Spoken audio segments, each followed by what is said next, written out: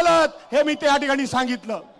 आणि मग मी नाही बाई त्यातली आणि कडी लावा आतली अशा प्रकारचं पत्र राज्याचे उपमुख्यमंत्री शेजारी बसलेल्या मुख्यमंत्र्यांना देतात, उपमुख्यमंत्र्यांना देतात आणि आम्ही कशी स्वच्छ आहोत हे दाखवण्याचा प्रयत्न करतात। पण हे किती त्या ठिकाणी बरबटलेले आहेत हे संपूर्ण देशाला आणि जगाला आता कळून चुकलेलं आहे। आणि म्हणून बांधवांनो भगिनींनो, या ठिकाणी मी काय फार बोलू इच्छित नाही।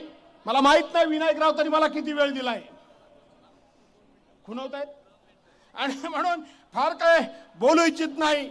पण या वेळेला मी बोलणार आहे ते सौभाग्यवती रश्मी वहिनींकरता बोलणार आहे, सौभाग्यवती रश्मी वहिनींकरता मी बोलणार आहे।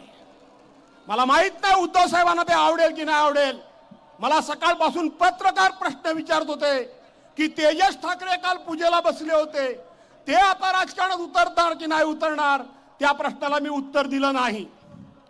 मी उत्तर एवढ्या करता दिलं नाही की पुण्यामध्ये एका काँग्रेसच्या नेत्याने एक भाषण केलं होतं, आदित्य ठाकरेंच्या बद्दल भाषण केलं होतं की आदित्य साहेब मी तुमच्यावर प्रेम करतो, तुम्ही मला आवडता, ते हिंदू हृदय सम्राट शिवसेना प्रमुख मान्य बाळासाहेब ठाकरेंचे नातू म्हणून नाही, उद्धव साहेबांचे चिरंजीव म्हणून नाही, तुम्ही मंत्री म्हणून नाही, तुम्ही आमदार म्हणून नाही, तर तुम्ही मला आवडता ज्या वेळेला तुमच्या वडिलांना म्हणजे उद्धव साहेबांना या 40 कोल्या कुत्र्यांनी ज्या वेळेला घेरलं होतं त्यावेळेला वाघाची झेप तुम्ही घेतलीत आणि उभे राहिलात म्हणून तुम्ही आम्हाला आवडता।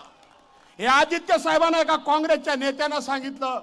त्याचप्रमाणे तेजस ठाकरेंना जेव्हा कधी वाटेल त्यावेळेला ते जरूर झेप घेतील, कारण तोही वाघाचाच बछडा आहे हे मला माहिती आहे, घेणार। पण मला इथं वहिनींबद्दल बोलायचं आहे। आज सकाळपासून राहून मला सारख्या या ठिकाणी वहिनी बसल्यात, त्याच प्रकारे मला मासाहेब बसलेल्या